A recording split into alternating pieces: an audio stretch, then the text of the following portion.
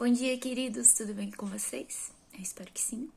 Aqui é a Ana e vamos seguir hoje com o nosso devocional. Hoje eu vou tentar falar sobre 2 textos. O primeiro texto está lá em Mateus 22, do 1 ao 14. Eu vou colocar os textos embaixo da caixinha de descrição e aí você pode acompanhar comigo. Vamos lá. Então Jesus, tomando a palavra, tornou a falar-lhes em parábolas, dizendo: O reino dos céus é semelhante a um certo rei que celebrou as bodas de seu filho, e enviou os seus servos a chamar os convidados para as bodas. E estes não quiseram vir. Depois enviou outros servos, dizendo: Dizei aos convidados: Eis que tenho o meu jantar preparado, os meus bois e cevados já mortos, e tudo já pronto. Vinde às bodas. Porém, eles, não fazendo caso, foram um para os outros, apoderando-se dos servos, os ultrajaram e mataram. E o rei, tendo notícias disso, encolerizou-se e, enviando seus exércitos, destruiu aqueles homicidas e incendiou a sua cidade. Então disse aos servos: As bodas, na verdade, estão preparadas, mas os convidados não eram dignos. E depois as saídas dos caminhos, e convidai para as bodas a todos os que encontrardes. E os servos, saindo pelo caminho, ajuntaram todos os quanto encontraram, tanto maus como bons. E a festa nupcial ficou cheia de convidados. E o rei, entrando para ver os convidados, viu ali um homem que não estava trajado com veste nupcial. E disse-lhe: Amigo, como entraste aqui, não tendo veste nupcial? E ele emudeceu. Disse então o rei aos servos: Amarrai-o de pés e mãos, levai-o e lançai-o nas trevas exteriores. Ali haverá pranto e ranger de dentes, porque muitos são os chamados, mas poucos os escolhidos. Muito bem, então, o que é esta parábola, né? A gente pode ver que essa parábola se assemelha muito da parábola anterior que a gente viu, que é o Senhor com as suas terras e os lavradores e os servos, né? Percebam que aqui, na verdade, mudaram os lavradores para convidados, né? Porque Deus, o rei ainda está ali, representando Deus, o filho representando Cristo, os servos representando quem? Os profetas, né? Primeiramente, ali até aquele momento são os profetas, porque quando ele fala assim, os convidados se iraram contra eles e os mataram. Isso está referindo-se a todos os profetas que vieram antes. Isaías, a gente tem também João Batista. Vários foram os profetas do Antigo Testamento e o último profeta é João Batista que morreram assassinados pelo povo ali de Deus que não aceitava as duras palavras que Deus tinha para aquela nação, né? E aí, essa é o grande ponto também, porque hoje em dia nós também temos pessoas que não aceitam as palavras de Deus, né? Muitas vezes, quando eu falo do Evangelho, o Evangelho é basicamente uma boa notícia. E para você ter uma boa notícia, você tem que ter um problema antes, né? Então, eu gosto muito, na verdade, o jeito certo de você pregar o Evangelho é mostrando primeiramente o pecado e mostrando qual a consequência dele. A consequência do pecado é o inferno, é a morte eterna, né? E depois, então, a gente fala, mas o que Deus fez por nós para nos livrar desse inferno? E aí vem a boa notícia, que é Cristo. Ele veio levar as nossas culpas sobre ele. Ele veio pagar as nossas dívidas perante Deus. E através de Cristo, nós não somos obrigados mais a ir para o inferno. Se nós despejarmos toda a nossa culpa e toda a nossa adoração e toda a nossa gratidão a Cristo, então nós estamos libertos do inferno, né? Se nos arrependermos do pecado, porque é este o pecado responsável por ter matado Cristo. Então, se nós nos arrependermos e odiarmos o pecado e louvarmos a Cristo por aquilo que ele fez, nos livrar do inferno, então é isso, estamos salvos, né? Só que aí as pessoas muitas vezes falam assim: ai, Ana, mas você fala muito de inferno. Por que você só não fala do amor de Jesus? E aí eu digo de novo, há uma forma certa de você falar o evangelho. E vejam que tanto na antiga parábola que a gente acompanhou, quanto a de hoje, Cristo vai falar sobre o inferno. Quando ele fala que, encontrando uma pessoa que não estava com as vestes nupciais, falou: amarrai-o de pés e mãos, levai-o e lançai-o nas trevas exteriores. Ali haverá pranto e ranger de dentes, porque muitos são chamados, poucos são os escolhidos. E aqui, na parábola anterior que a gente leu, dia 1, dizia: quando, pois, vier o Senhor da vinha, que virá? Dará afrontosa morte aos maus. Entendeu? Então, Jesus, ele pregava o evangelho falando também do inferno. E essa é a forma que a gente tem que seguir. Jesus pregou dessa forma. Quem sou eu para não pregar o evangelho da mesma forma que Cristo fez, da forma que ele nos ensina? O outro texto que eu quero falar é porque, vejam, essas parábolas Jesus está direcionando aos discípulos e aos fariseus. E lá no texto de Mateus 22, do 23:1 ao 23:12, vamos ler lá comigo? Então Jesus falou à multidão e aos seus discípulos, dizendo: na cadeira de Moisés estão assentados quem? Os escribas e os fariseus. Observai, pois, e praticai tudo o que vos disserem, mas não procedais em conformidade com as suas obras, porque dizem e não praticam, pois atam fardos pesados e difíceis de suportar, e os põem sobre os ombros dos homens. Eles, porém, nem com o dedo querem movê-los, e fazem todas as obras a fim de serem vistos pelos homens. Amam os primeiros lugares nas ceias e as primeiras cadeiras nas sinagogas, e as saudações nas praças, e os serem chamados pelos homens, Rabi, Rabi. Rabi quer dizer mestre. Vós, porém, não quereis ser chamados Rabi, porque um só é o vosso mestre, a saber, o Cristo, e todos vós sois irmãos.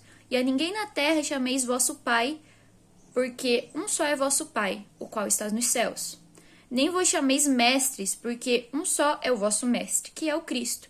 Porém, o maior dentre vós será o vosso servo, e o que a si mesmo exaltar será humilhado, e o que a si mesmo se humilhar será exaltado. Então vocês vejam que ao mesmo tempo em que Cristo está ali falando para estes fariseus o quanto eles foram maus naquele momento em matar os profetas e em pregar o certo, eles pregavam as coisas certas, porém não praticavam, eles iam para o inferno por isso, né? Como diz a palavra, irá para uma treva exterior, onde haverá prantos e ranger de dentes. O mais interessante entre esses dois textos é que no meio deles tem um em que um fariseu vai questionar Jesus, falando assim: Mestre, qual é o grande mandamento da lei? E Jesus disse-lhe: amarás o Senhor teu Deus de todo o teu coração e de toda a tua alma e de todo o teu pensamento. Este é o primeiro grande mandamento. E o segundo, semelhante a este, é: amarás o teu próximo como a ti mesmo. Desses dois mandamentos dependem toda a lei e os profetas. Então vejam, esses fariseus, eles tinham tanto os 10 mandamentos, mais 617 leis do livro de Levíticos, que está lá no Antigo Testamento. E eles tentavam cumprir estas leis, achando que eles seriam salvos por estas leis. E também colocavam esses fardos pesados aos homens: vocês têm que cumprir tudo isso aqui. Só que eles não entenderam que todo o Antigo Testamento, todos aqueles sacrifícios e leis acerca do livro de Levítico apontavam para Cristo. Então, por que a gente não segue os 617 mandamentos do livro de Levíticos? Porque Jesus nos disse que todo o mandamento se resume a isso: amar a Deus de todo o coração, de toda a alma, de todo o pensamento. Esse é o primeiro grande mandamento. E depois amar o seu próximo como a ti mesmo. E se você fizer isso, você está cumprindo toda a lei. Então, foi isso que Jesus criticou nos fariseus. Veja, observai os fariseus e praticai o que eles dizem. Faz o que eles fazem. e não procedais com as suas obras, porque os fariseus, eles queriam realizar todas as leis para serem vistos e adorados pelos homens. Eles entenderam tudo errado. A lei aponta para Deus e aponta para uma verdade que Jesus vai dizer no final: o que se exaltar a si mesmo será humilhado, e o que a si mesmo se humilhar será exaltado. É tudo sobre amor. É tudo, toda a lei de Cristo se resume a amor. Amor a Deus e amor ao próximo. Então, quando você lê os 10 mandamentos, você vai ver que as primeiras leis são sobre temor a Deus, sobre respeito a Deus. Não terá outros deuses para ti, não farás imagens de escultura, não adorarás outros deuses, e os outros são a respeito dos que estão ao nosso redor. Não matarás, não roubarás, não dirás falso testemunho, não cobiçarás. Então vejam, Jesus aqui, ele está pregando para os fariseus, pregando, falando, vocês estão errados. Mas para os discípulos ele fala, vejam, os fariseus não estão tão errados. Observai o que eles dizem, mas não ajam como eles ajam. E aí é que tá. Só que aí ao mesmo tempo Jesus fala, ele coloca pesados fardos. Pesados fardos. Então ele tá dizendo assim, os fariseus estão pregando certo, mas eles estão colocando um fardo ali que não cabe a vocês.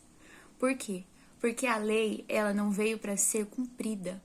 Os 10 mandamentos, eles vieram para nos mostrar a nossa pecaminosidade. O quanto nós não conseguimos amar Deus acima de todas as coisas. O quanto nós não conseguimos amar o próximo como a nós mesmos. E para mostrar o quanto nós somos maus. Por isso é importante falar sobre o pecado. Por isso é importante falar sobre o inferno. Os maus vão para o inferno. Mas Jesus veio para estes pecadores. Veio para os maus arrependidos. Para os maus que veem a sua maldade e falam, Jesus, me perdoa. Jesus, eu não quero mais ser mau. E então, buscando amar a Deus com todas as suas forças e buscando amar ao próximo e buscando servir, se humilhar, então este será exaltado naquele grande dia quando Cristo vier. Então, observem bem. O que eu digo para refletir é como Jesus, ao mesmo tempo, confronta os fariseus, fala que eles estão errados, mas fala para os outros, mas ouçam o que eles digam, pratiquem o que eles dizem, mas não as suas ações. Porque falam, por quê? Porque os fariseus, eles eram muito rigorosos em seguir a lei de Deus. E Cristo fala, olha, isso vocês façam, só não façam pelos motivos que eles fazem, que é adorar a si mesmos.